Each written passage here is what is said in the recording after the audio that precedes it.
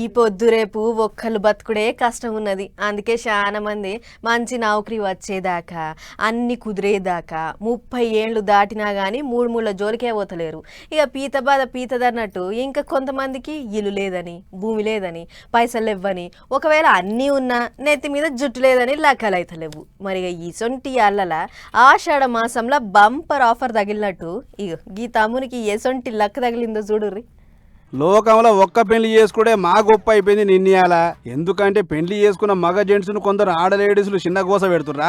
దొంగ సోపతులు కట్టి డ్రమ్ములలో వెట్టుడు, లోయలలో నూకేసుడు, building మీదకించి నూకేసి సావకుంటే Harpic సుత ఎక్కిస్తుర్రు. అసొంటిది ఈ దార్కారు మాత్రం ఒకటి కాదు రెండు కాదు ఏకంగా ముచ్చటగా ముగ్గురు మెల్ల మూడు లేసి ముద్దుల మొగడైండు.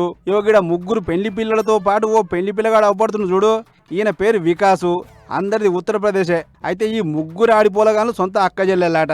ఇక వాళ్ళు రీల్స్ చేసుడు, సోషల్ మీడియాలో పెట్టుడు, దీనా ఇదే పని.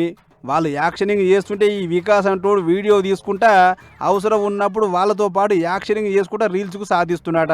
మరి ఇట్లా ఎన్ని వద్దుల సంధి నడుస్తుందో ఏమో గాని రీల్స్లో మొగనేశం కట్టిన ఈ వికాస్ను రియల్గా సుత పెళ్లి మీటింగ్ చేసుకురు వీళ్ళు. సీన్ కట్ చేస్తే అందరికందరు మోపై 3 కామెంట్లు 6 లైకుల తీర్లా రీల్స్ వడి పెంచిర్రు.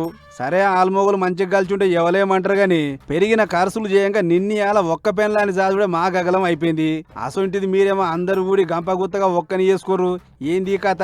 కొన్నేళ్ల మునిపోయినా ఇది అని అడిగితే లేలే గట్లెట్టుంటది, రాజాక రాజులకే 100 మంది పెన్లాలున్నారు, అసొంటిది మా వికాసుకు 3 పెన్లాలుంటే తప్పేంది అని ఉల్టా అడిగినోళ్ళకే సురుకులు పెట్టి అంత మాటలు మాట్లాడుతురాట వికాస్ ఇంటామలు. సరే కొత్త భార్య పెండ ఇంటి రాజులు తీసినట్టు కొత్త మురిపెంలో 3 పెన్లాల ముచ్చట ముద్దుగానే ఉంటది గాని పోను ముగ్గురు ఇట్లా ఎవ్వరిని తక్కువ చేసినా ఎవ్వరిని ఎక్కువ చూసినా వికాసుకు రోజు విక్సు రుద్దుకున్నైతే తప్పదు.